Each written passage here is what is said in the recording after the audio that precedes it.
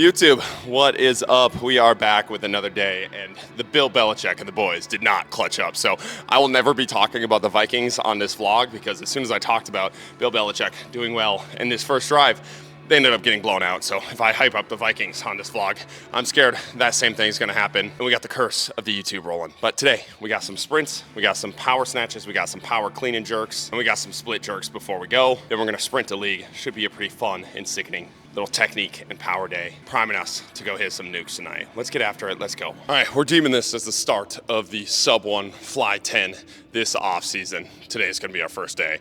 Recording the sprints actually. We recorded the sprints 2 weeks ago on a sand. I've been doing it once a week, so I've been sticking to my sprints and not being a lazy bum like I had been previously. But now that softball's again starting to wind down, the off season's officially starting to be here, we're really gonna get after these. So we got 5 get up sprints as our acceleration movement problem. So we're just gonna be on a knee, on our butt, feet crossed, just getting up off the ground, getting through the centers. We got 5 10-yard sprints there, probably like a 12 or 13-yard sprint just because you can't start in center here. And then we're gonna run 2 fly 10s. If the 2 fly 10s are feeling phenomenal, don't really think they're going to today. Then we'll run a third, but probably just gonna stick to 2, get a baseline measurement for this program. So when we run a sub 1 in the fly 10, we can show how much improvement we had here. So let's get after it, let's go.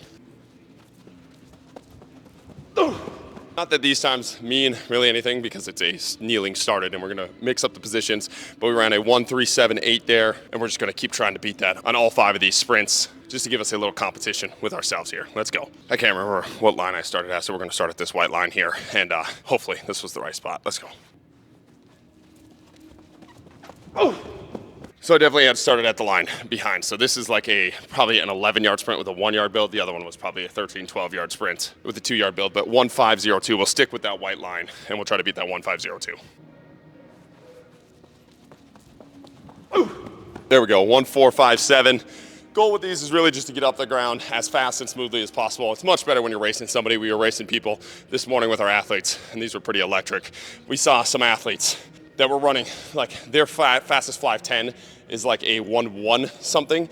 And a couple of those athletes that are really graceful at getting off the ground and pretty good accelerators were able to beat guys at fly 10s who were like 0.93. Like our fastest guy is 0.93. That in just like a stand-up race cooks these guys. If you put them in like an unorthodox position or like a little bit of a reactionary start, they were getting cooked by guys that were literally a 1/10 of a second slower than them in the fly 10. So I really like to think of this stuff as like our game speed type stuff. Obviously there's so many components that go into the game speed, and a lot of that's more in the small sided game specifically.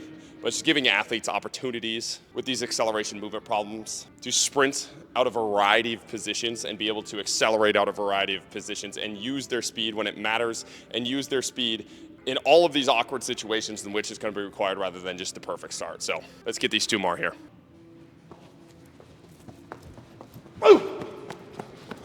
1-4-5-3, keep improving, last one here.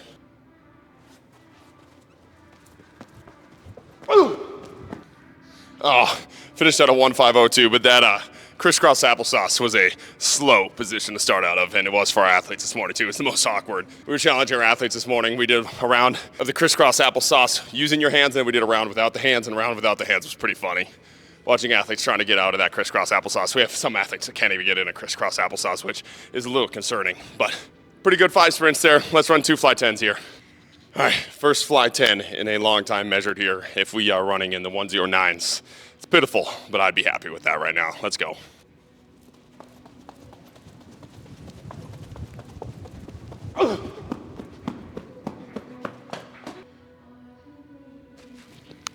Holy fuck.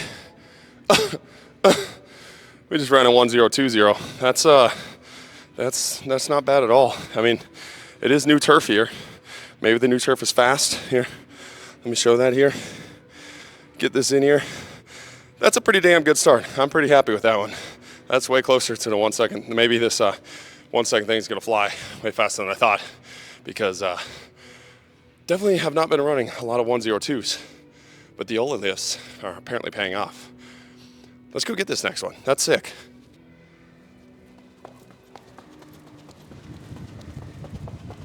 Oh! That one felt a little stiffer. Moment of truth. Let's check the clock. Not bad. 1-0-3-2.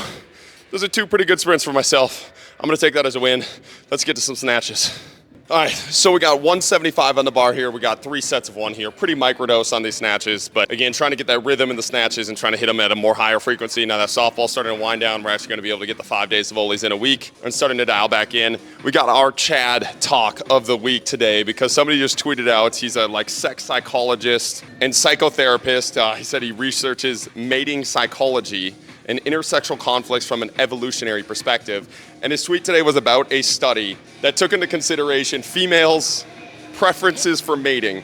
And he talked about men tend to overestimate how important physical attractiveness and financial prospects are to women and underestimate the importance of other interpersonal traits. The later is particularly downplayed by incels. And I always think these studies are so funny. It's like these self-reporting studies of what somebody wants and what somebody says they want. And it's not just females. If you talk to guys, they all talk about how they want to find their wife, they want to find the mother of their children, they want to find somebody strong.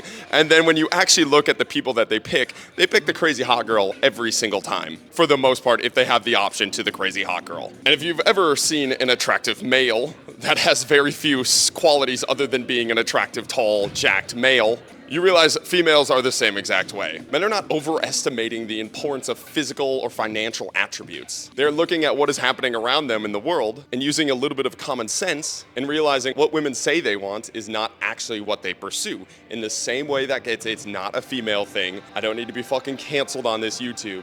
It's a male thing as well. Males will self-report what they want, one thing, and then their actual desires and pursuits of a mate are totally different in reality. And I think these studies, they mean well and they seem well. It's just talking about how everybody's loved and everybody's accepted and everybody can find their mate, which, yes, is true. But to say getting jacked and becoming a more successful male is a bad thing or not important in the mating world is just so stupid.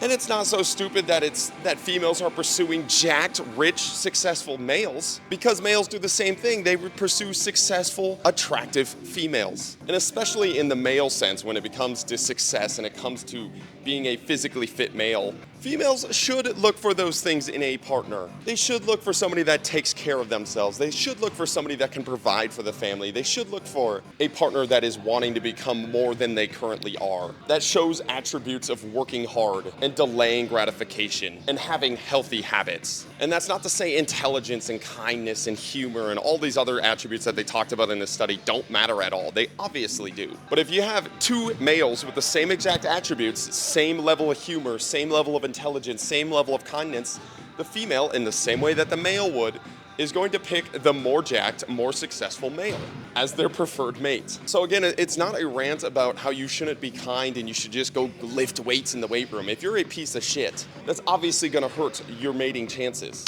But to tell young men, especially in today's world, that pursuing being an alpha male, in quotations, somebody that is jacked, somebody that is successful, somebody that feels confident and comfortable in their bodies and in their role on this planet is not important, it's a silly pursuit. And it's really stupid because that is one of the few things that you really can control. You really can't control your height. Some dudes just aren't that funny. Obviously, everybody can control how kind they are, but maybe you're not that smart. But the thing that you can control is working hard, not only in the weight room to better your body and how you look, but in your pursuit of excellence in your field, in your career.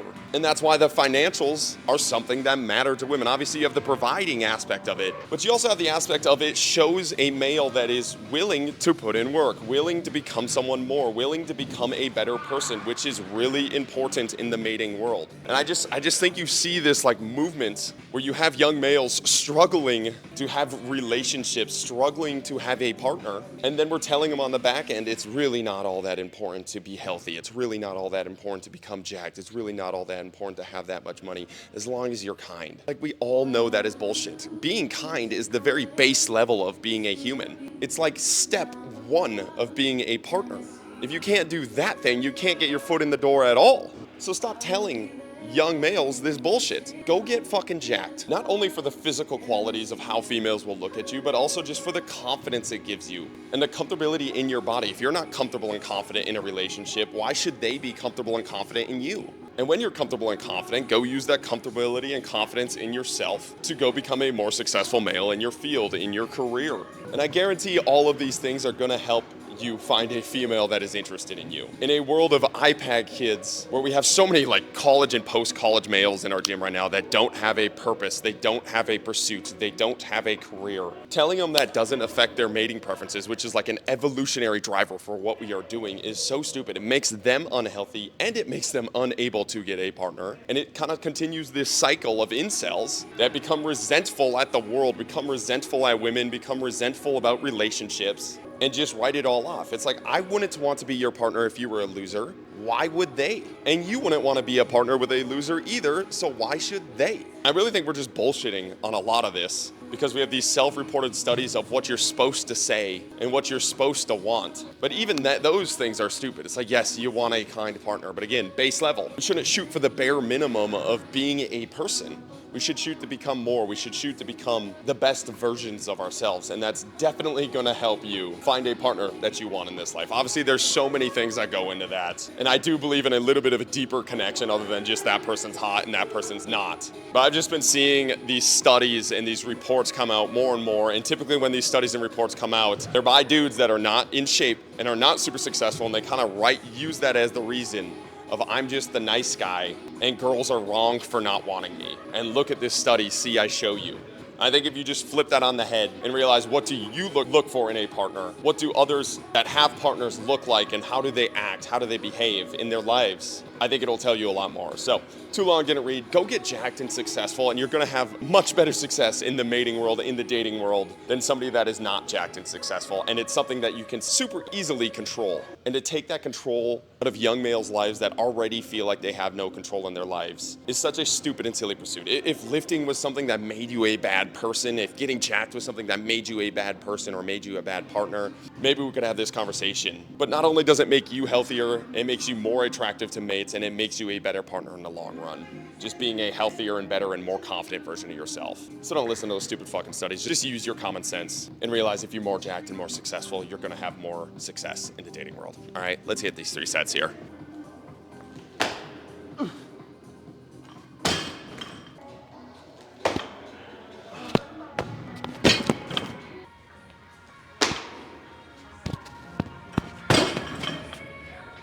Boom, let's get to some cleans. All right, like I said, pretty light and quick day in the weight room today. Microdosing the cleans and the snatches. We got 225 on the bar here, 3 sets of 1 power cleans here, making it nice and quick. Let's go.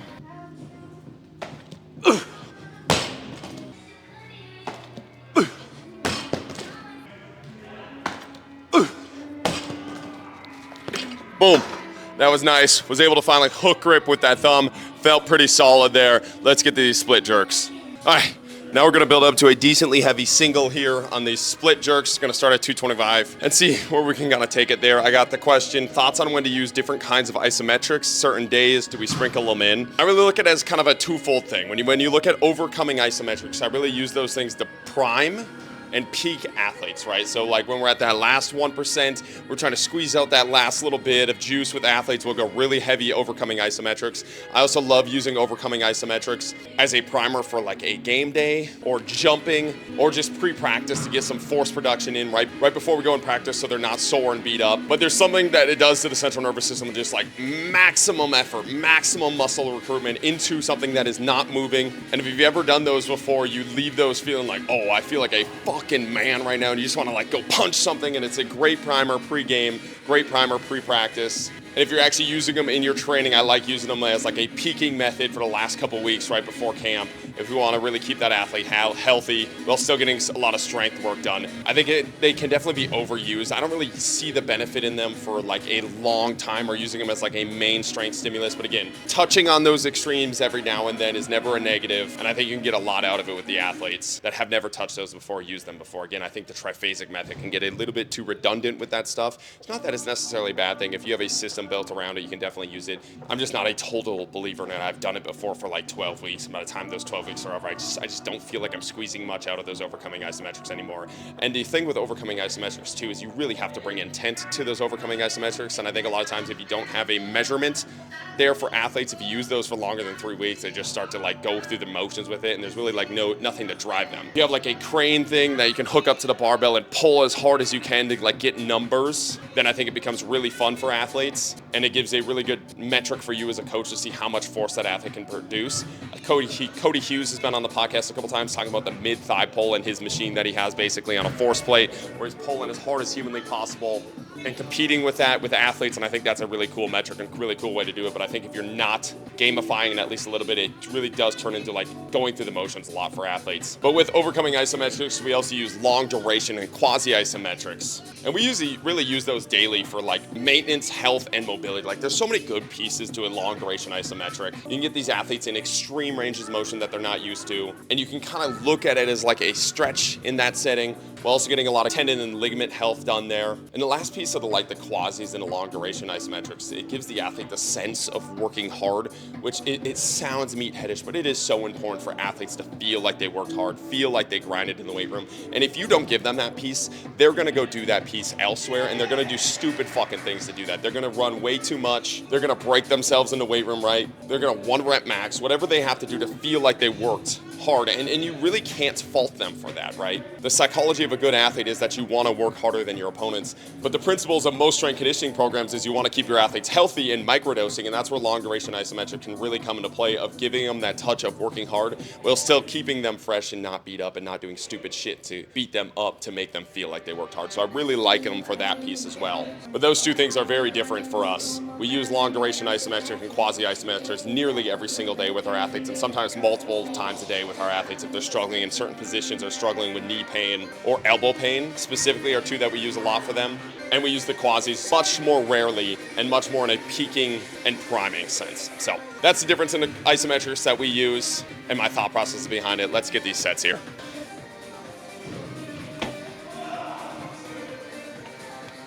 Ooh. All right, second set here, let's rip.